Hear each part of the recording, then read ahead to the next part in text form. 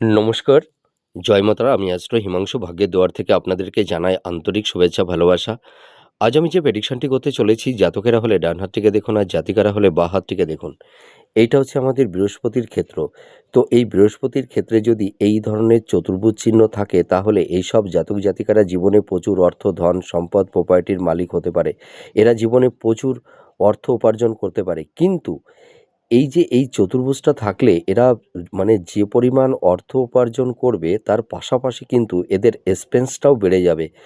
এই চতুর্ভুজ চিহ্ন বৃহস্পতির ক্ষেত্রে থাকলে সেই সব জাতক জাতিকারা জীবনে প্রচুর অর্থ উপার্জন অবশ্যই তারা করতে পারবে। কিন্তু দেখা যায় যে তারা যতটা অর্থ উপার্জন করে সেই পরিমাণে ততটা সেভিংসটা করতে পারে না, সঞ্চয়টা করতে পারে না। এদের কিন্তু এক্সপেন্সটা বেড়ে যায়, এরা প্রচুর খরচ করে ফেলে।